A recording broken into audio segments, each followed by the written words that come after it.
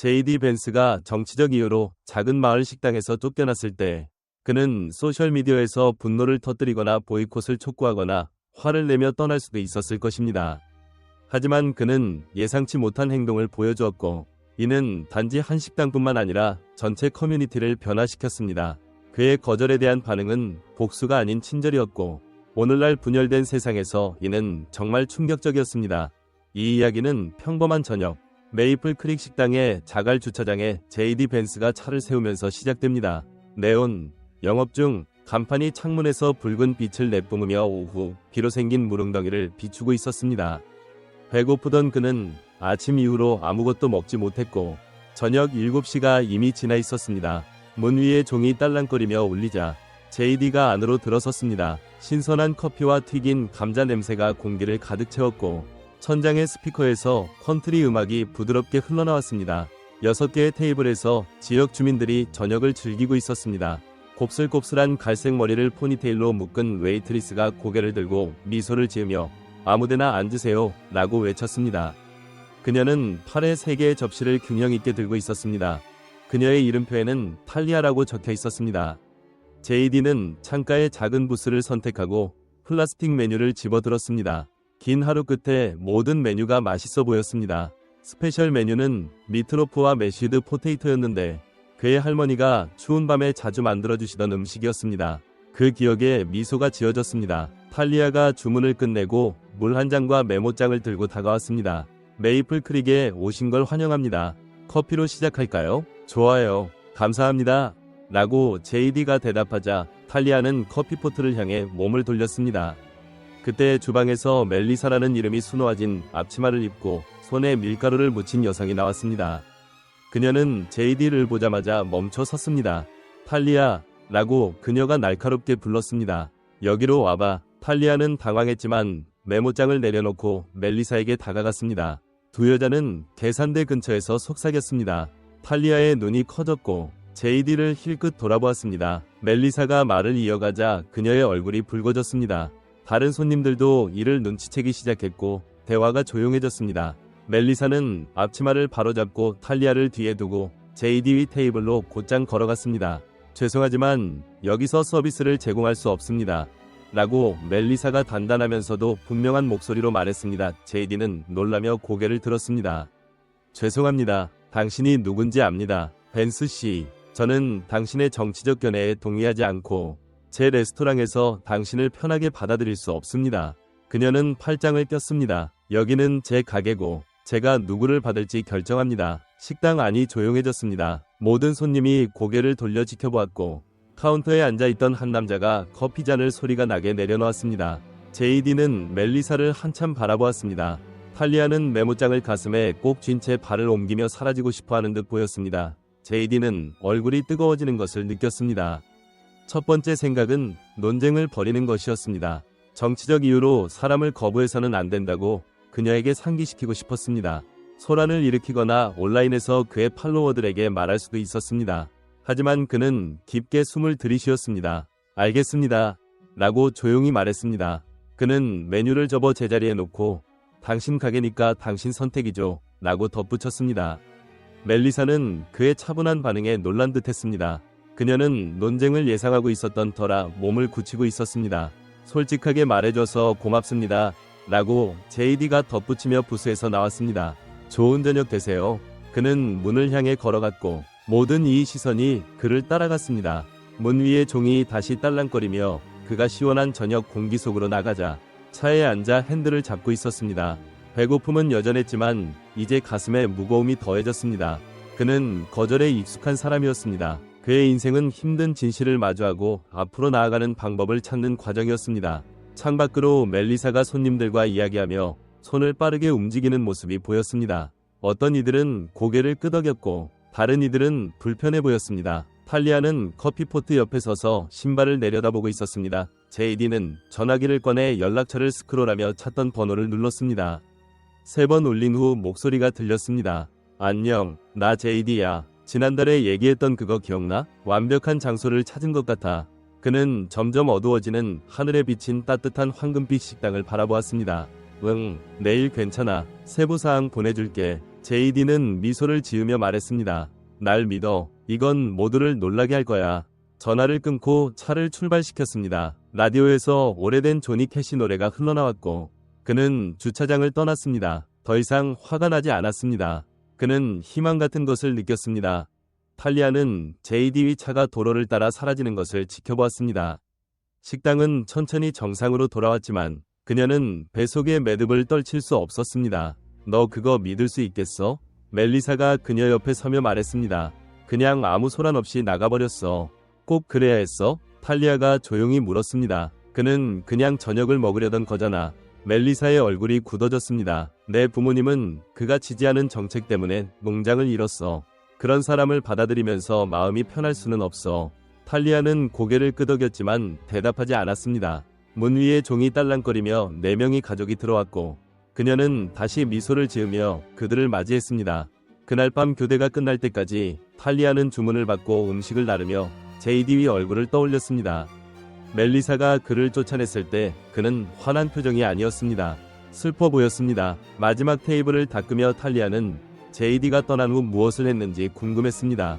아마 다른 식당을 찾았을 것이고 아마도 온라인에서 멜리사와 그녀의 작은 식당에 대해 이야기했을 것입니다. 내일은 메이플 크릭에서 또 다른 평범한 날이 될 터였습니다. 적어도 그녀는 그렇게 생각했습니다. 그녀는 다가올 일을 전혀 예상하지 못했습니다. 탈리아는 아파트로 올라가는 세 층의 계단을 오르며 발이 아팠습니다. 엘리베이터는 몇 달째 고장나 있었고 집주인은 매번 다음 주에 고치겠다 고 말했지만 4번째 다음 주가 지나도 변한 건 없었습니다. 복도에서는 누군가 태운 저녁 냄새가 났습니다. 탈리아는 가방에서 열쇠를 찾으며 소음을 내지 않으려 했습니다. 자정이 가까운 시간이었고 할머니가 잠들어 있을 터였기 때문입니다. 그녀는 문을 천천히 열고 어두운 거실로 들어섰습니다. 작은 램프가 켜지며 늦었구나 라는 부드러운 목소리가 들렸습니다. 엘리자 레이놀즈가 낡은 파란 안락의자에 앉아 있었고 다리 위에는 크로시에 담요가 덮여 있었습니다. 은빛 머리는 느슨한 따은 머리로 묶여 있었고 독서용 안경은 목에 걸린 체인에 매달려 있었습니다. 미안해요, 할머니. 멜리사가 재고 정리를 도와달라고 해서요. 라고 탈리아가 가방을 주방 카운터에 내려놓으며 말했습니다. 왜 아직 안 주무셨어요? 약 드셨어요? 엘리자는 질문을 손짓으로 물리쳤습니다. 당연하지. 내가 어린애냐? 그녀는 의자 옆 소파를 톡톡 쳤습니다. 여기 앉아. 고민이 있는 얼굴이구나. 탈리아는 신발을 벗고 소파에 몸을 묻었습니다. 할머니에게는 아무것도 숨길 수 없었습니다. 엘리자는 탈리아가 8살 때 부모님이 교통사고로 돌아가신 후 그녀를 키웠고 탈리아를 책처럼 읽을 수 있었습니다. 오늘 식당에서 일이 있었어요. 라고 탈리아가 이야기를 시작했습니다. 그녀는 JD 벤스가 식당에 왔고 멜리사가 그를 거부한 일을 엘리자에게 말했습니다. 그냥 모두 앞에서 나가라고 했어요. 엘리자가 눈썹을 찌푸렸습니다. 그런데 이상한 건 그가 화를 내지 않았다는 거예요. 그냥 알겠다고 하고 나갔어요. 탈리아는 소파에 머리를 기댔습니다. 정말 기분 나빴어요. 할머니, 우리가 뭔가 잘못한 것 같았어요. 어쩌면 그랬을지도 라고 엘리자가 조용히 말했습니다. 탈리아는 놀라며 할머니를 바라보았습니다. 엘리자는 좀처럼 남을 비판하지 않았습니다. 멜리사에게는 이유가 있었을 거야 라고 엘리자가 말을 이었습니다. 하지만 누군가를 의견이 다르다고 쫓아내는 건 그녀는 고개를 저었습니다. 내가 너를 그렇게 키우지 않았어. 제가 뭘 할 수 있었겠어요? 멜리사가 사장인데요. 저는 이 일이 필요해요. 탈리아의 목소리가 갈라졌습니다. 할머니 약값이 너무 비싸고 또 집세가 올랐잖아요. 엘리자는 손을 뻗어 탈리아의 손을 토닥였습니다. 나 걱정하지 마. 우리 더 힘든 일도 겪었잖아. 하지만 탈리아는 매일 걱정했습니다. 엘리자의 심장질환 때문에 비싼 약이 필요했고 보험 없이 생활비를 맞추기 힘들었습니다. 식당 일은 훌륭하지 않았지만 마을에서 탈리아의 커뮤니티 칼리지 일정에 맞춰줄 수 있는 유일한 직장이었습니다. 멜리사가 너무 화가 나 보였어요. 라고 탈리아가 말했습니다. 지난주에 식당 사정이 좋지 않다고 했어요. 매출이 늘지 않으면 근무 시간을 줄여야 할지도 모른다고요. 그럼 모두에게 힘들어질 거예요. 엘리자가 동의하며 옆 테이블에 쌓인 청구서를 흘깃보았습니다. JD가 어떻게 할 것 같아? 탈리아가 물었습니다. 온라인에서 메이플 크릭에 오지 말라고 할까요? 누가 알겠니? 라고 엘리자가 담요를 더 끌어올리며 말했습니다. 사람은 가끔 놀라운 일을 하잖아. 그가 문제를 일으키지 않기를 바랄 뿐이야. 멜리사는 고집이 세지만 나쁜 사람은 아니야. 그녀 가족도 힘든 일을 많이 겪었어. 엘리자는 잠시 조용해졌습니다. 모두에게는 이야기가 있어. 탈리아, 사람들이 뭘 하든 그 이유가 있는 법이야. 그녀는 창밖 깜빡이는 가로등을 바라보았습니다. 가끔 가장 친절한 사람들은 가장 큰 아픔을 아는 사람들이지. 탈리아는 할머니가 멜리사에 대해 말하는 건지, 제이디에 대해 말하는 건지, 아니면 전혀 다른 누군가에 대해 말하는 건지 확신할 수 없었습니다. 엘리자는 종종 나중에야 이해가 되는 수수께끼 같은 말을 하곤 했습니다. 자야겠어요. 라고 탈리아가 일어나며 말했습니다. 내일 아침 근무예요. 그녀는 할머니의 뺨에 키스하며 몸을 숙였습니다. 할머니도 주무세요. 푹 쉬셔야죠. 엘리자가 탈리아의 손을 잡았습니다. 내일 무슨 일이 있어도 친절을 잊지 마. 그게 결국 가장 중요한 거야. 할머니의 목소리에 담긴 무언가가 탈리아를 멈추게 했습니다. 제가 모르는 걸 아세요? 엘리자가 신비롭게 미소 지었습니다. 난 그냥 늙은 여자일 뿐이야. 늙은 생각을 하는. 탈리아는 할머니를 침실로 도와주고 물과 아침 약을 준비해 두었습니다. 그런 다음 자신의 작은 방으로 파자마로 갈아입었습니다. 침대에 누워 탈리아는 큰 일이 다가오고 있다는 느낌을 떨칠 수 없었습니다. 제이디가 식당을 떠날 때의 차분한 얼굴, 차 안에서 한 전화, 멜리사가 회계장부를 걱정스레 바라보던 모습. 탈리아는 담요를 턱까지 끌어올리고 눈을 감았습니다. 내일이 무엇을 가져오든 그녀는 마주할 것입니다. 그녀는 항상 그랬습니다. 제이디 벤스의 솔직함에 감사합니다. 라는 말이 떠오르며 잠이 들었습니다. 누군가 당신을 쫓아냈을 때 하는 말로는 참 이상한 말이었습니다. 다음날 아침 5시 30분, 탈리아의 알람이 울렸습니다. 그녀는 신음하며 전화기를 두드리다 바닥으로 떨어뜨렸습니다. 삐삐 소리가 계속되자 결국 침대에서 굴러나와 껐습니다. 아침 근무는 싫었지만 시간당 $1 더 받을 수 있었습니다. 그녀는 재빨리 샤워하고 엘리자를 확인했는데 할머니는 아직 평화롭게 잠들어 있었습니다. 탈리아는 주방 카운터에 메모를 남겼습니다. 냉장고에 점심 있어요. 필요하면 전화주세요. 사랑해요. 아침은 쌀쌀했습니다. 탈리아는 재킷 지퍼를 끝까지 올리고 메인 스트리트를 향해 빠르게 걸었습니다. 해가 막 하늘을 밝히기 시작하며 구름을 분홍빛과 금빛으로 물들이고 있었습니다. 메이플 크릭 식당 모퉁이를 돌자 탈리아는 걸음을 멈췄습니다. 최소 30명은 되는 사람들이 식당 밖에 서 있었습니다. 그녀의 첫 번째 생각은 시위대였습니다. 제이디 벤스가 사람들을 보내 식당을 비난하게 한 걸까요? 배속이 철렁했지만 가까이 다가가자 뭔가 이상하다는 걸 깨달았습니다. 사람들은 표지판을 들고 있지 않았습니다. 그저 기다리고 있을 뿐이었습니다. 몇몇은 근처 주유소에서 가져온 커피잔을 들고 있었고 다른 이들은 작은 그룹으로 이야기를 나누고 있었습니다. 나이든 남자가 시계를 확인했습니다. 실례합니다. 라고 탈리아가 문 앞으로 밀고 나가며 말했습니다. 여기서 일해요. 무슨 일인가요? 빨간 코트를 입은 여성이 그녀에게 미소 지었습니다. 당신들이 문을 열기를 기다리고 있어요. 제이디 벤스가 이곳을 추천했다는 게 사실인가요? 탈리아는 혼란스러워 눈을 깜빡였습니다. 뭐라고요? 아니, 그가 그랬어요. 라고 한 남자가 끼어들었습니다. 최고의 가정식 요리가 있다고 했어요. 탈리아가 대답하기도 전에 뉴스밴이 도착했습니다. 키 큰 남자가 스타일리시한 머리에 마이크를 들고 뛰어내리자 카메라맨이 뒤따랐습니다. 완벽한 타이밍이네요. 라고 리포터가 탈리아를 보며 말했습니다. 여기서 일하세요? 채널 8뉴스의 캠든 월시예요. 소셜미디어 센세이션에 대해 한마디 할 수 있을까요? 무슨 말씀인지 모르겠어요. 라고 탈리아가 솔직히 대답하며 열쇠를 더듬어 문을 열었습니다. 문을 열어야 해요. 짧은 인터뷰만요. 라고 캠든이 밀어붙였습니다. 늦을 수 없어요. 라고 말하며 탈리아는 안으로 들어가 문을 잠갔다. 식당 안은 멜리사가 항상 켜두는 주방 불빛을 제외하고 어두웠습니다. 탈리아는 메인 스위치를 올렸고 형광등의 익숙한 윙 소리가 침묵을 채웠습니다. 그녀는 재킷을 걸고 앞치마를 묶으며 무슨 일이 일어나고 있는지 이해하려 했습니다. 전화기를 확인하니 멜리사에게서 온 부재중 전화 3통이 있었습니다. 전화를 걸려던 찰나 뒷문이 콱 열리며 탈리아, 다행이다. 라고 멜리사가 얼굴을 붉히며 뛰어들어왔습니다. 화장을 하지 않았고 금발머리는 평소에 깔끔한 번 대신 엉망인 포니테일로 묶여 있었습니다. 밖에 무슨 일이야? 라고 멜리사가 말했습니다.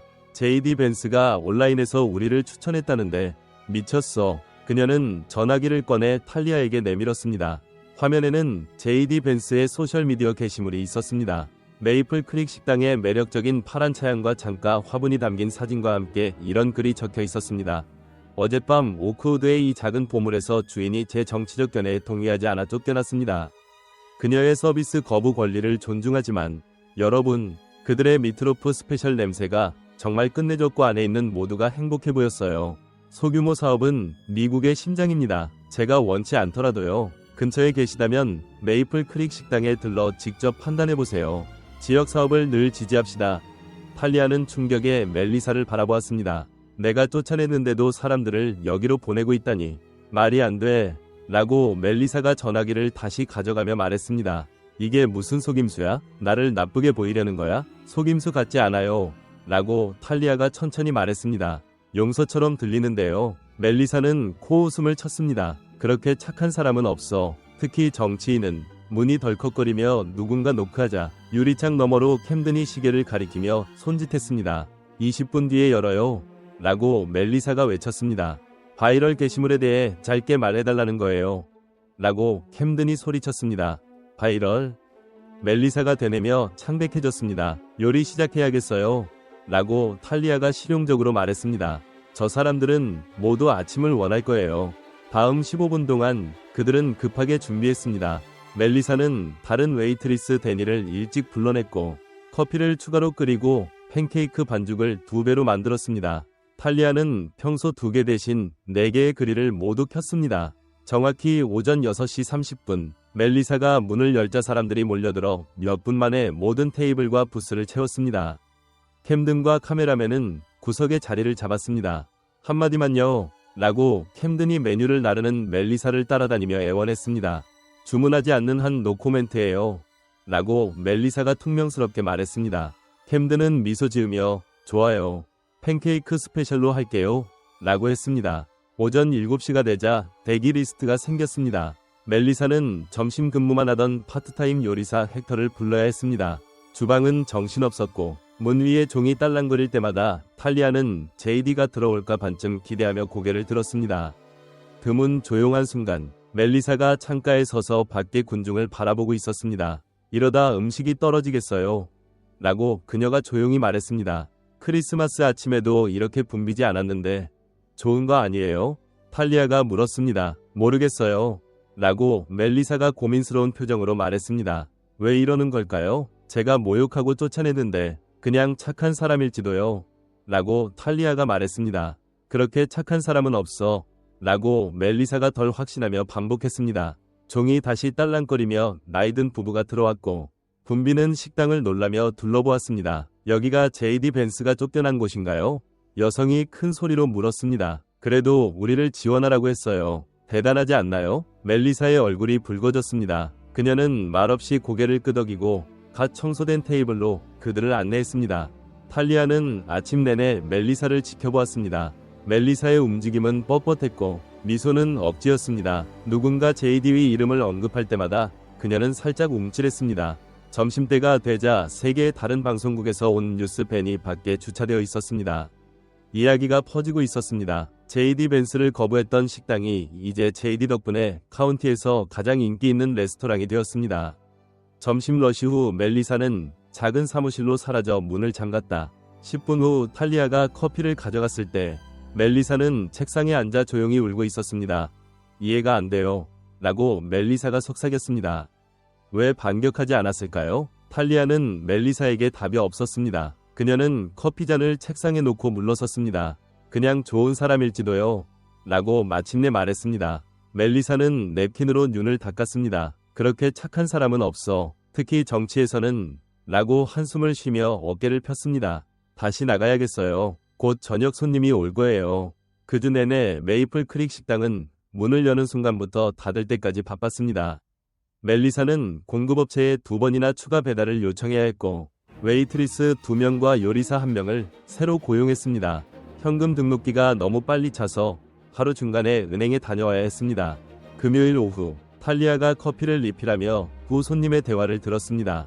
이건 속임수야. 라고 작업복을 입은 남자가 말했습니다. 그가 그녀를 나쁘게 보이게 하려는 거지. 여기 오는 사람들은 그녀가 실수하기를 기다리고 있어. 그렇지 않아. 라고 그의 친구가 반박했습니다. 내 사촌이 JDB 보좌관을 아는데 실제로 괜찮은 사람이라던데 지역 사업을 돕겠다는 말이 진심일지도. 정치인은 이유 없이 착한 일을 안 해. 라고 첫 번째 남자가 고집했습니다. 탈리아는 다음 테이블로 이동했지만 하루 종일 비슷한 대화가 식당에 울려 퍼졌습니다. 어떤 이들은 JD가 함정을 파놓았다고 했고 다른 이들은 그가 진심으로 친절하다고 믿었습니다. 의견이 일치하지 않았습니다. 휴식 시간에 탈리아는 전화기를 확인했습니다. 이야기가 작은 마을을 넘어 전국 뉴스 사이트에 퍼졌습니다. JD 벤스, 레스토랑 거절의 친절로 응답이라는 헤드라인과 정치적 분열, 식당 주인, JD 벤스 서비스 거부라는 제목이 있었습니다. 식당 사진이 곳곳에 있었고 온라인에서는 멜리사의 JD 거부 권리에 대해 논쟁이 벌어졌습니다. 어떤 이들은 그의 평화로운 반응을 칭찬했고 보이콧을 요구하는 이들도 있었으며 이제 유명해진 식당에서 밥을 먹으러 로드트립을 계획하는 사람들도 있었습니다. 탈리아는 어지러웠습니다. 그들의 작은 식당이 미트로프나 커피와는 무관한 더 큰 싸움의 상징이 되었습니다. 그날 밤 집에 돌아오자 엘리자가 지역 뉴스를 보고 있었습니다. 캠든 월시가 메이플 크릭 식당 밖에 서서 마이크에 대고 말하고 있었습니다. 주인 멜리사 하그로브는 JD 벤스 서비스 거부 이유에 대해 더 이상 언급을 거부했지만 소식통에 따르면 그녀의 정치적 견해에는 개인적인 이유가 있다고 합니다. 탈리아는 리모컨을 잡아 TV를 껐습니다. 저 보고 있었는데 라고 엘리자가 항의했습니다. 다 거짓말이에요 라고 탈리아가 소파에 털썩 앉으며 말했습니다. 멜리사나 그녀가 왜 그랬는지 전혀 모르잖아요. 엘리자가 손녀의 얼굴을 살폈습니다. 피곤해 보이네. 예, 맞아요. 식당이 일주일 내내 북적였어요. 발이 아파 죽겠어요. 라고 탈리아가 눈을 비볐습니다. 하지만 멜리사가 더 힘들어 보여요. 거의 안 주무시고 문이 열릴 때마다 JD가 들어올까봐 깜짝깜짝 놀라세요. 그녀가 한 일에 대해 미안해하나?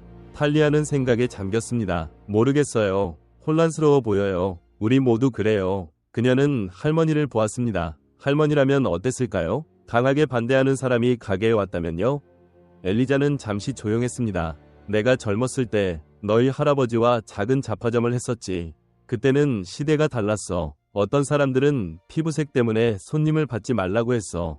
탈리아는 그 시절 이야기를 들은 적이 있었습니다. 우리는 모두를 받기로 했어. 모두와 동의해서가 아니라 사람을 그들이 누구인지나 믿음이 아니라 그들이 어떻게 행동하는지로 판단해야 한다고 믿었기 때문이야. 라고 엘리자가 탈리아의 손을 잡으며 말했습니다. 하지만 쉽지 않았어. 친구를 잃고 위협도 받았지. 이건 좀 달라요. 라고 탈리아가 말했습니다. 그러니? 엘리자가 부드럽게 물었습니다. 누군가를 쫓아내는 건 심각한 일이야. 여기 환영받지 못해라는 무거운 메시지잖아. 탈리아는 대답이 없었습니다. 그녀는 할머니를 침대에 눕히고 잠들기 전 전화기를 한 번 더 확인했습니다. JD 벤스는 식당에 대해 새 코멘트를 남기지 않았고 단지 그들을 향한 하나의 게시물만 있었습니다. 다음 아침 탈리아는 다시 일찍 도착했습니다. 밖에 군중은 줄었지만 토요일 오전 6시 치고는 여전히 인상적이었습니다. 안에서 멜리사가 이미 요리하고 있는 걸 보았습니다. 그녀의 눈 밑에는 다크서클이 걸려 있었습니다. 일찍 오셨네요. 라고 탈리아가 앞치마를 묶으며 말했습니다. 잠을 못 잤어. 라고 멜리사가 팬케이크를 빠르고 날카롭게 뒤집으며 말했습니다. 어제 은행에서 전화가 왔어. 지난달 신청한 대출에 대해 만나자고. 갑자기 내가 좋은 투자처가 됐나봐. 그녀는 유머 없이 웃었습니다. 일주일 잘 되니까 모두가 나를 성공했다고 생각해. 좋은 소식 아니에요? 멜리사의 손이 주걱 위에서 멈췄습니다. 그럴까? 내가 그의 정치가 싫어서 사람을 쫓아내던데 그가 3년간 본 적 없는 사업을 보내줬어. 라고 그녀가 탈리아를 보며 말했습니다. 그녀의 눈이 빨갛게 충혈되어 있었습니다. 이게 나를 뭐로 만드는 걸까? 탈리아가 대답하기도 전에 문 앞에서 소란이 들렸습니다. 조기 손님들이 조급해하고 있었습니다. 점심 러쉬 후에 얘기해요. 라고 멜리사가 그릴로 돌아가며 말했습니다. 이 모든 것에 대해 결정을 내려야겠어. 어떤 결정이요? 라고 탈리아가 물었지만 멜리사는 고개를 저으며 고민에 잠긴 채 요리를 계속했습니다. JD 벤스의 게시물로부터 일주일 후 메이플 크릭 식당은 여전히 마을에서 가장 붐비는 레스토랑이었습니다. 초기 붐은 조금 가라앉았지만 이전보다 2배 많은 손님을 받고 있었습니다. 멜리사는 추가 직원을 위해 약간 높은 가격의 새 메뉴를 주문해야 했습니다. 안개 낀 아침, 탈리아가 배달 정리를 돕기 위해 9시 근무 전에 도착했습니다. 우체부가 떠나며 안녕, 탈리아 라고 쾌활하게 말했습니다. 오늘 멜리사에게 꽤 많이 왔어. 모두 유명한 식당 주인에게 편지를 보내고 싶나봐. 탈리아는 정중히 고개를 끄덕이고 편지 묶음을 받았습니다. 이야기가 알려진 후 멜리사는 전국에서 편지를 받았습니다. 어떤 이들은 JD를 거부한 결정을 지지했고 다른 이들은 탈리아의 귀가 화끈거릴 욕설을 썼습니다. 멜리사는 사흘째 이후로 열어보는 걸 멈췄습니다. 탈리아는 편지를 평소처럼 분류했습니다. 청구서, 사업편지, 그리고 멜리사가 의견 메일이라 부르는 것들. 마지막 더미는 나중에 처리할 상자에 바로 들어갔습니다. 묶음 중간에 크림색의 무거운 봉투가 눈에 띄었습니다. 앞면의 손글씨는 깔끔하고 약간 오른쪽으로 기울어져 있었습니다. 반송 주소는 없었고 멜리사 하그로브와 식당 주소만 적혀 있었습니다. 탈리아는 그것을 의견 메일과 분리해 따로 두었습니다. 뭔가 중요한 느낌이 들었습니다. 아침은 팬케이크와 커피 리필로 정신없이 지나갔습니다. 아침 손님이 줄고 점심 러시가 시작되기 전 11시쯤 탈리아는 크림색 봉투를 떠올렸습니다. 오늘 메일에 좀 다른 게 있었어요. 라고 그녀가 멜리사에게 말하며 앞치마 주머니에서 봉투를 꺼냈습니다. 보셔야 할 것 같아요. 멜리사가 스케줄을 만들다 고개를 들었습니다. 또 누가 미국의 문제라고 말하는 거면 안 볼래요. 그런 게 아닌 것 같아요. 라고 탈리아가 봉투를 건넸습니다. 손글씨가 개인적인 느낌이에요. 멜리사는 한숨을 쉬며 받아들고 봉투를 손으로 뒤집어 보았습니다. 좋아, 나중에 보지 라고 말했지만 의견 상자에 넣지 않고 주머니에 넣고 스케줄로 돌아갔습니다. 탈리아는 폐점 시간까지 그 봉투를 다시 보지 못했습니다. 테이블을 닦던 중 멜리사가 구석 부스에 혼자 앉아 크림색 봉투를 연 채로 있는 걸 보았습니다. 멜리사의 얼굴은 편지를 읽으며 매우 조용했고 한 손은 입을 가리고 있었습니다. 방해하고 싶지 않아 탈리아는 청소를 계속했지만 다시 보니 멜리사는 여전히 같은 자세로 편지를 응시하고 있었습니다. 괜찮아요? 탈리아가 조용히 물었습니다. 멜리사가 깜짝 놀라 고개를 들었습니다. 뭐? 응. 그녀는 편지를 조심스럽게 접어 봉투에 넣었습니다.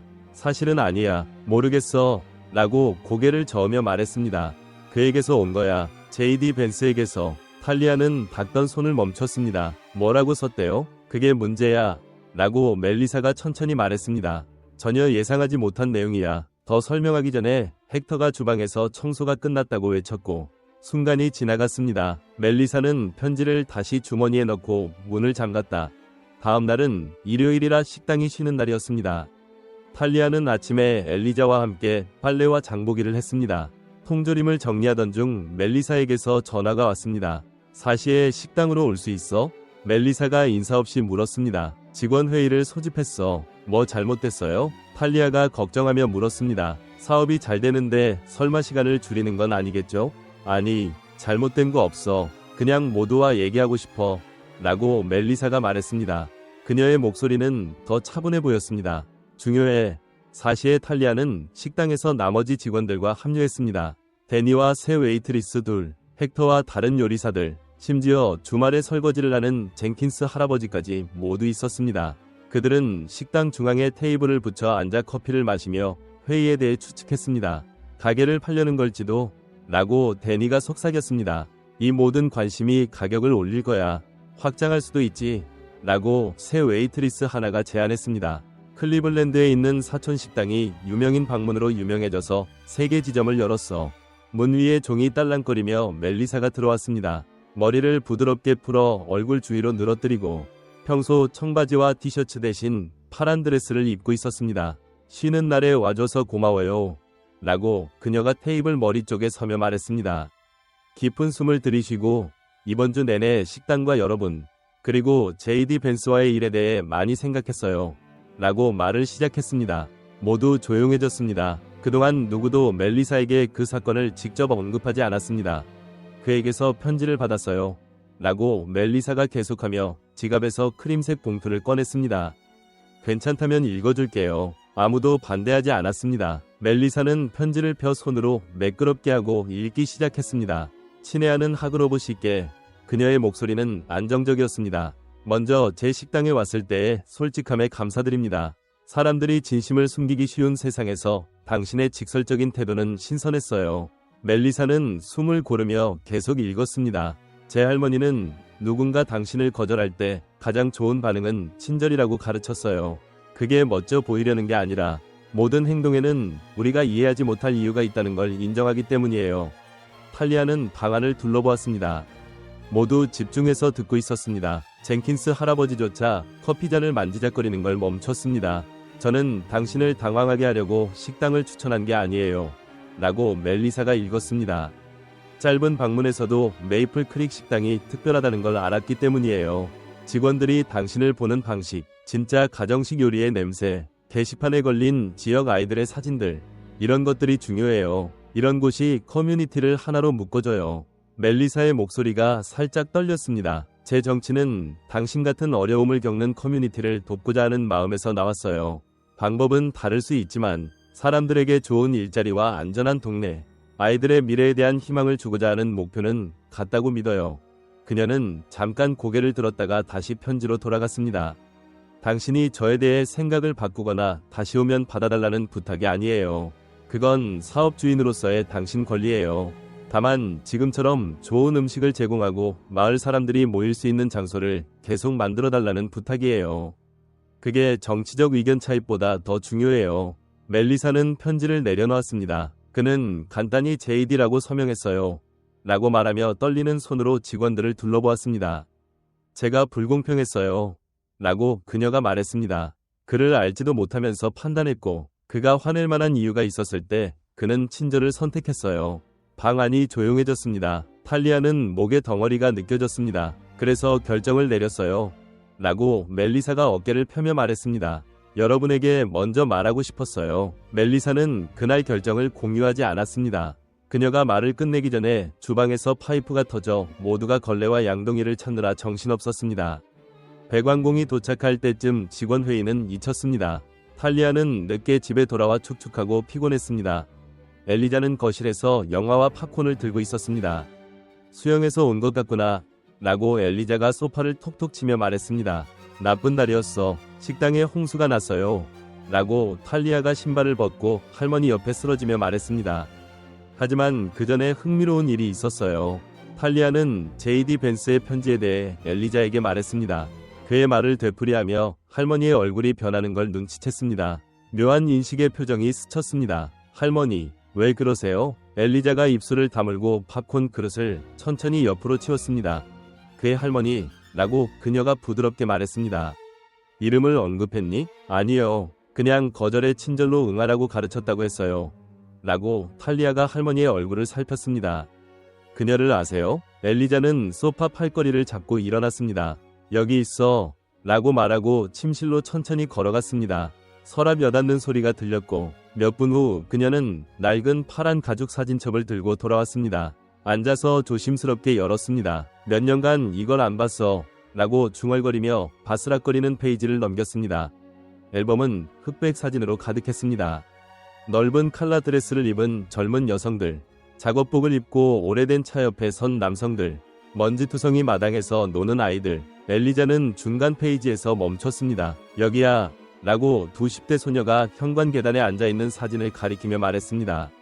한 명은 분명 젊은 엘리자였고 날씬하고 진지한 얼굴이었습니다. 다른 한 명은 거친 곱슬머리에 활짝 웃고 있었습니다.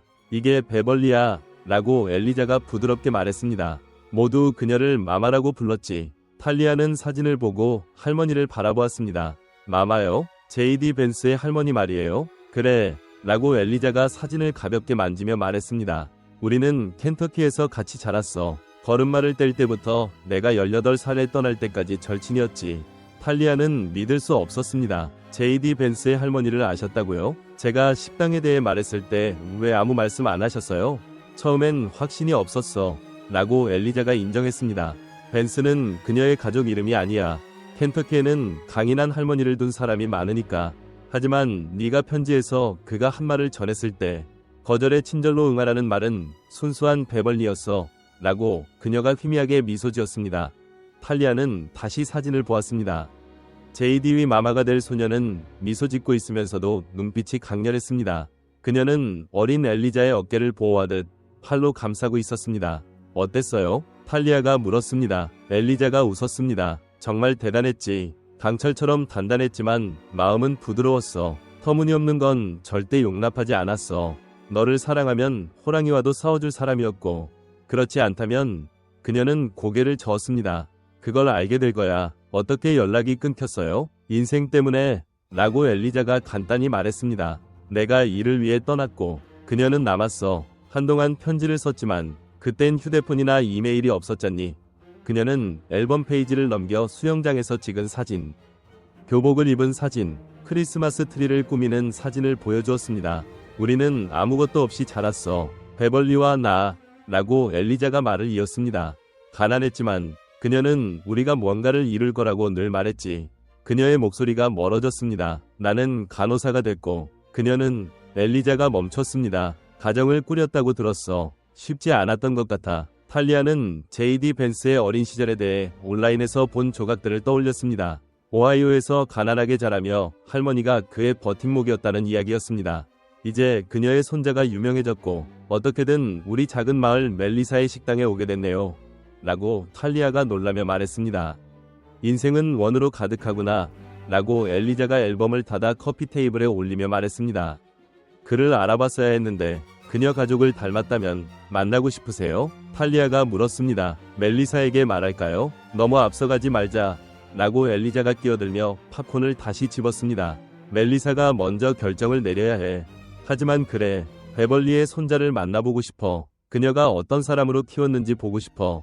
그날 밤 탈리아는 원과 연결에 대해 생각하며 잠을 이루지 못했습니다. 제이디 벤스가 그의 할머니가 자신의 할머니와 절친이었던 사람이 그 특정 저녁에 메이플 크릭 식당에 오게 된 것이 얼마나 이상한지, 그리고 거절에 대한 그의 반응이 분노가 아닌 친절이었던 것이 엘리자와 함께 자란 여성에게서 전해진 것이라니 우연 이상으로 느껴졌습니다. 아직 끝나지 않은 이야기처럼 느껴졌습니다. 다음날 아침 5시 15분 전화벨이 탈리아를 깨웠습니다. 어둠 속에서 전화기를 더듬다 물컵을 넘어뜨렸습니다. 여보세요? 라고 쉰 목소리로 말했습니다. 탈리아, 나 멜리사야. 일찍 와줄 수 있어? 괜찮아요? 또 파이프예요? 아니, 그런 거 아냐. 어제 홍수 전에 모두에게 말하려던 것에 대해 얘기하고 싶어. 멜리사의 목소리는 평소의 날카로움이 사라지고 부드러워져 있었습니다. 20분 안에 갈게요. 라고 약속하며 탈리아는 어둠 속에서 재빨리 옷을 입고 엘리자를 살폈습니다. 할머니는 아직 잠들어 있었습니다. 커피 테이블에는 사진첩이 있었고 어린 엘리자와 마마 사진이 있는 페이지에 책갈피가 꽂혀 있었습니다. 거리는 텅 비어 있었고 하늘이 검은색에서 짙은 파란색으로 변하며 지평선의 분홍빛이 살짝 보였습니다. 지나가는 차 한 대의 헤드라이트가 그녀가 익숙한 상점가를 잠깐 비췄습니다. 메이플 크릭 식당에 도착하자 불이 켜져 있었습니다. 창문을 통해 멜리사가 카운터에 혼자 앉아 커피잔을 들고 있는 모습이 보였습니다. 탈리아가 유리를 가볍게 두드리자 멜리사가 고개를 들어 손짓으로 들어오라고 했습니다. 와줘서 고마워. 라고 멜리사가 탈리아가 들어오자 말했습니다. 커피 줄까? 탈리아는 재킷을 걸고 멜리사 옆 스툴에 앉았습니다. 손님이 없는 식당은 이상하게 느껴졌습니다. 더 크고 조용해서 관객이 떠난 극장 같았습니다. 멜리사는 깨끗한 머그에 커피를 따라 탈리아에게 건넸습니다. 어젯밤 잠을 못 잤어. 라고 그녀가 인정했습니다. 그 편지와 다음에 뭘 해야 할지 계속 생각했어. 그래서요? 라고 탈리아가 차가운 손을 따뜻한 머그로 감싸며 물었습니다. 그를 다시 초대할 거야? 라고 멜리사가 간단히 말했습니다. 제이디 벤스를 여기서 밥을 먹으라고 초대할 거야. 탈리아는 커피를 쏟을 뻔했습니다. 정말요? 멜리사가 고개를 끄덕였습니다. 내가 불공평했어. 그를 사람으로 알지 않고 정치로 판단했어.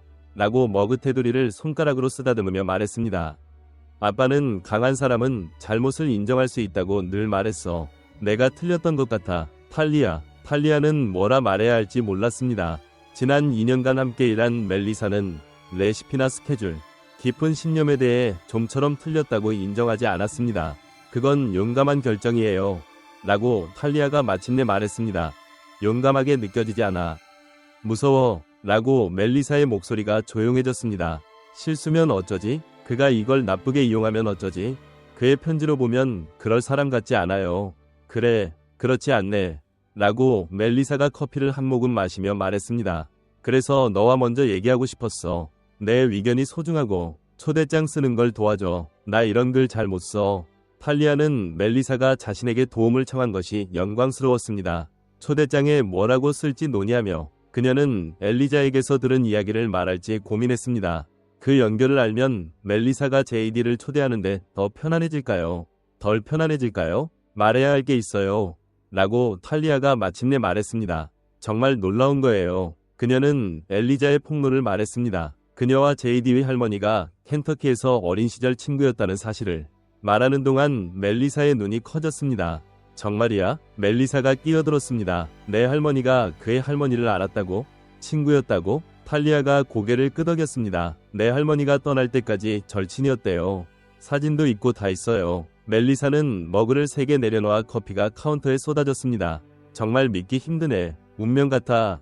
저는 이상한 우연이라고 말하려 했는데 그래, 운명일지도 라고 멜리사가 냅킨으로 쏟은 커피를 닦으며 말했습니다. 내 할머니가 그를 만나고 싶어해?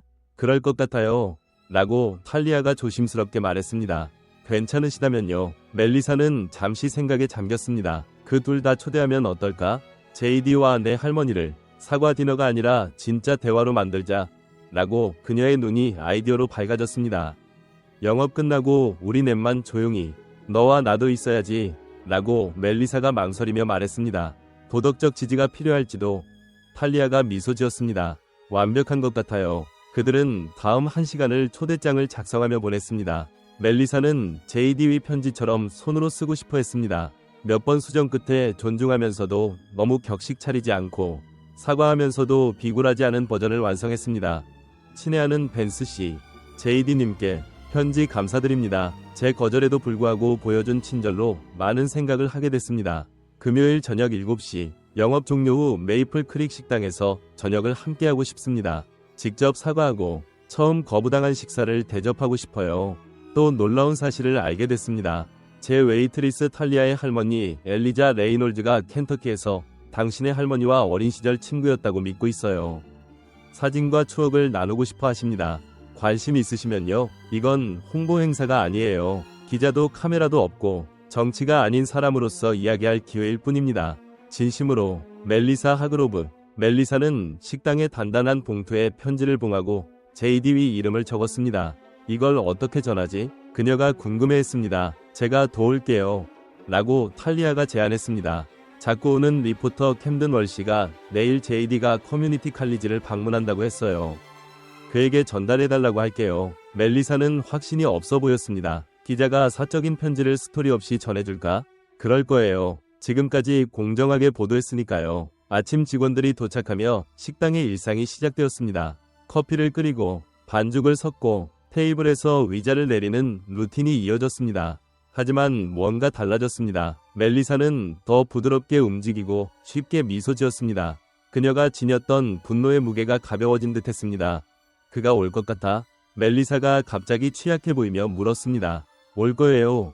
라고 탈리아가 확신하며 말했습니다. 우리가 본 모든 걸 보면 그는 두 번째 기회를 믿는 사람 같아요.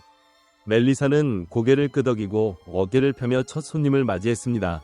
그러기 전에 탈리아는 그녀가 속삭이는 소리를 들었습니다. 네가 맞기를 바라.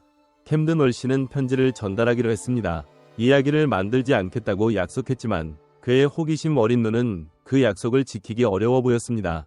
이틀 후 멜리사는 모르는 번호로부터 문자 메시지를 받았습니다. 하그로브 씨, 저는 JD 벤스입니다. 초대에 감사드립니다. 금요일 7시에 기쁘게 참석하겠습니다. 제 할머니와의 연결은 특히 의미 깊네요. 디저트 가져가도 될까요? 멜리사는 떨리는 손으로 탈리아에게 문자를 읽어주었습니다.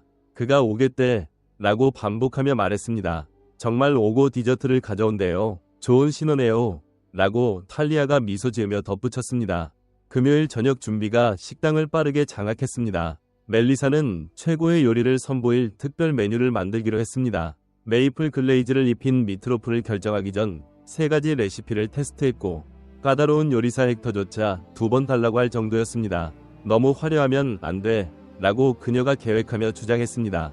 진짜 식당 음식 느낌으로 최고 버전으로 하고 싶어. 수요일에 탈리아는 엘리자를 멜리사에게 소개하기 위해 데려왔습니다. 두 여성은 구석부스에서 1시간 가까이 사진첩을 보며 엘리자가 기억하는 베벌리 마마 벤스에 대해 이야기했습니다. 그녀는 내가 아는 가장 용감한 사람이었어요. 라고 엘리자가 멜리사에게 말했습니다. 12살 때 몇몇 남자애들이 길 잃은 개에게 돌을 던지고 있었는데 베벌리가 그들 모두보다 컸던 4명에게 당당히 다가가 더 던지면 평생 후회하게 해주겠다고 했어요. 엘리자는 그 기억에 웃었습니다. 그들은 그녀가 2배 큰 줄 알고 도망갔어요. 그런 사람이었죠. 탈리아는 멜리사가 이야기를 받아들이며 얼굴이 부드러워지는 걸 보았습니다. 길 잃은 개를 지키는 그의 할머니를 떠올리면 누군가를 적으로 보기 어려웠습니다. 집에서 엘리자는 뭘 입을지 고민했습니다. 화려한 저녁 아니야, 할머니, 라고 탈리아가 안심시켰습니다. 편한 거 입으세요. 멋지게 보이고 싶어. 라고 엘리자가 고집하며 베벌리를 위해서 라고 했습니다. 그들은 엘리자의 눈을 돋보이게 하는 파란 드레스와 식당이 쌀쌀할 경우를 대비한 카디건으로 정했습니다. 엘리자는 좋은 신발을 탔고 베벌리가 16살 생일에 준 작은 은핀을 찾았습니다. 몇 년간 안 썼는데 라고 그녀가 옷깃에 고정하며 말했습니다. 그가 알아볼지도. 가족 유품이야. 금요일 밤 식당에서 뭔가 일어난다는 소문이 마을에 퍼졌습니다. 직원들은 세부 사항을 비밀로 했지만 추측이 난무했습니다. JD가 돌아온다는 사람도, 음식 비평가가 방문한다는 사람도 있었습니다. 목요일 오후 캠든 월시가 탈리아 근무 중에 나타났습니다. 내일 밤 JD 벤스가 여기서 저녁 먹는 게 사실이야? 라고 그가 카운터 스툴에 앉으며 열성적으로 물었습니다. 탈리아가 엄하게 쳐다봤습니다. 스토리 안 만든다고 약속했잖아요. 안 했어. 라고 캠든이 항변했습니다. 하지만 나만 기자 아니야. 사람들이 얘기하고 있어. 멜리사가 캠든의 목소리를 듣고 주방에서 나왔습니다. 월시씨 라고 차갑게 말했습니다. 뭐 도와드릴까요? 캠든은 민망한 듯 보였습니다. 내일 혹시 필요한 게 있나 확인하려고요. 제가 초대장 전달에 도움 줬잖아요. 멜리사의 얼굴이 살짝 풀렸습니다. 도움 감사해요. 하지만 이건 미디어 행사가 아니에요. 사적인 저녁이에요. 물론이죠. 라고 캠든이 고개를 끄덕였지만 실망한 표정이었습니다. 너무 좋은 이야기라서요. 양쪽이 함께 공통점을 찾는 거. 요즘 사람들이 이런 걸 알아야 해요. 어쩌면요. 라고 멜리사가 인정했습니다. 하지만 아직 아니에요. 카메라 퍼포먼스가 아니라 진짜여야 해요. 캠든은 더 다투지 않고 떠났지만 탈리아는 다른 기자들이 저녁 소식을 들으면 이해하지 않을까 걱정했습니다. 금요일 아침은 맑고 상쾌했습니다. 멜리사는 새벽에 나와 준비를 시작했습니다. 식당은 6시에 닫고 JD 도착까지 1시간밖에 없었습니다. 탈리아는 정오 근무로 와서 주방이 정리된 혼란 속에 있음을 알았습니다. 모든 표면이 음식 준비로 덮여 있었고 멜리사가 직접 만든 롤에서 빵 굽는 냄새가 공기를 채웠습니다. 그냥 저녁이에요. 라고 탈리아가 안심시켰습니다. 국빈 만찬이 아니에요. 알아. 라고 멜리사가 뺨에 밀가루를 닦으며 말했습니다. 하지만 완벽했으면 좋겠어. 하루는 손님과 준비로 정신없이 지나갔습니다. 5시 30분 탈리아는 엘리자가 준비됐는지 확인 전화를 했습니다. 헥터가 식당으로 오는 길에 그녀를 데리러 가기로 자원했습니다. 정확히 6시에 멜리사가 문에 다듬 표지판을 걸고 잠갔다. 직원들은 거리에서 바로 보이지 않는 창가 최고 테이블을 빠르게 정리하고 세팅했습니다. 멜리사는 테이블보와 첫 냅킨을 꺼냈습니다. 평소 식당에서 쓰지 않는 작은 사치였습니다. 어색하면 어쩌지? 멜리사가 은식기를 정리하다 갑자기 멈추며 물었습니다. 할 말이 없으면 어쩌지? 할 얘기 많을 거예요. 라고 탈리아가 안심시켰습니다. 식당, 정치, 그의 할머니 사이에서 한 저녁에 다 담기 힘들 정도일걸요. 6시 30분에 엘리자가 헥터와 함께 도착했습니다. 파란 드레스에 깔끔한 백발, 옷깃에 은빛 핀이 빛나며 사랑스러워 보였습니다. 그녀는 사진첩을 천가방에 조심스럽게 싸들고 있었습니다. 예쁘세요, 할머니, 라고 탈리아가 부드럽게 포옹하며 말했습니다. 엘리자는 드레스를 매만지며 긴장한 듯 그가 사진 속 소녀와 닮았다고 볼까? 너무 오래전이라 라고 했습니다. 보일 거예요. 라고 탈리아가 자신있게 말했습니다. 6시 55분 모두 준비됐습니다. 테이블이 세팅되고 음식은 따뜻하게 유지되고 있었으며 식당의 오래된 라디오에서 부드러운 음악이 흘렀습니다. 멜리사는 심플한 검정 드레스를 입었지만 식당 앞치마를 유지했고 탈리아는 미소 지었습니다. 변하지 않는 것들이 있었습니다. 밖에서 차 소리가 들렸고 멜리사가 깊게 숨을 들이쉬었습니다. 시작이야 라고 속삭였습니다. 문 두드리는 소리가 부드럽지만 분명했습니다. 멜리사는 앞치마를 매만지고 깊게 숨을 들이쉬며 식당 바닥을 걸어갔습니다. 잠금에 손을 잠깐 망설이다 문을 열었습니다. JD 벤스가 문 앞에 서 있었습니다. 끈으로 묶인 베이커리 상자를 들고 있었습니다. 파란 버튼 다운 셔츠와 카키색 바지로 캐주얼하면서도 깔끔했습니다. 그의 미소는 조심스러웠습니다. 하그로브 씨, 라고 그가 손을 내밀며 말했습니다.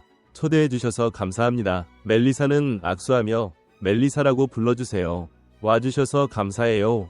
라고 말하며 뒤로 물러서며 그를 안으로 들였습니다. 특히 지난번 이후로는요. 과거는 과거예요. 라고 JD가 쉽게 말하며 안으로 들어왔습니다. 탈리아는 테이블 옆에서 엘리자와 함께 지켜보았습니다. JD를 제대로 보는 건 처음이었습니다. 첫날 밤은 너무 정신없었고 그녀는 너무 바빠서 주의를 기울이지 못했습니다. 그는 기억보다 키가 컸고 미소 지을 때 눈가에 주름이 생기는 친절한 눈을 가졌습니다. 파일을 가져왔어요. 라고 JD가 상자를 들며 말했습니다. 엘름 스트리트의 작은 베이커리에서 사온 애플파이요. 주인이 최고라고 했어요. 베티의 베이커리네요. 라고 멜리사가 고개를 끄덕였습니다. 그녀는 과장하지 않아요. 그 파이는 매년 카운티 박람회에서 상을 타요. 탈리아에게 그 순간은 초현실적이었습니다. 2주 전만 해도 멜리사는 JD 벤스에게 커피 한 잔도 내주지 않았는데 이제 그들은 오랜 친구처럼 파이에 대해 이야기하고 있었습니다. 소개할게요. 라고 멜리사가 JD를 테이블로 안내하며 말했습니다. 이쪽은 탈리아 레이놀즈, 제 최고 웨이트리스예요. 라고 그녀가 탈리아에게 윙크하며 말했습니다. 몇 가지를 다시 생각하게 만든 사람이기도 하고요. JD가 탈리아와 악수했습니다. 공식적으로 만나서 반갑습니다. 그리고 이쪽은 멜리사가 계속했습니다. 엘리자 레이놀즈, 탈리아의 할머니예요. JD가 엘리자를 향해 돌아섰습니다. 그녀는 의자에 매우 똑바로 앉아 손을 무릎에 포개고 있었습니다. 그녀를 보는 순간 그의 얼굴에 변화가 생겼습니다.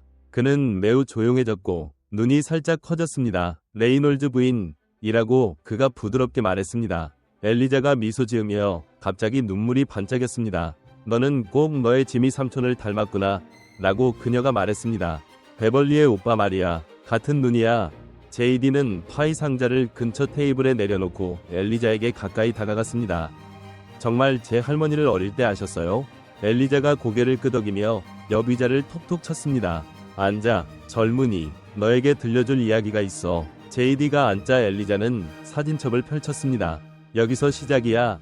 라고 두 소녀가 현관 계단에 앉아있는 사진을 가리키며 말했습니다. JD가 몸을 숙이며 숨을 멈췄습니다. 마마, 라고 그가 거친 머리에 강렬한 미소를 지닌 소녀 이미지를 만지며 속삭였습니다. 이렇게 어린 사진은 처음 봐요. 이건 우리가 14살 때 찍힌 거야. 라고 엘리자가 설명했습니다. 내 증조부가 철강 공장에 출근하기 직전에 찍었어. 일요일이었지. 그녀는 페이지를 넘겼습니다. 이건 우리가 여름마다 집안일을 피해갔던 수영장에서 찍은 거야. 탈리아와 멜리사는 서로를 바라보았습니다. 둘 다 뭔가 특별한 순간을 목격하고 있다는 느낌이 들었습니다. 멜리사가 주방을 향해 손짓했고 탈리아가 따라갔습니다. 몇 분 시간을 주자. 라고 멜리사가 음식을 확인하며 말했습니다. 저녁이 식는 것보다 이게 더 중요해. 그들은 주방에서 바쁘게 움직이며 식당에서 들리는 목소리 소리를 들었습니다.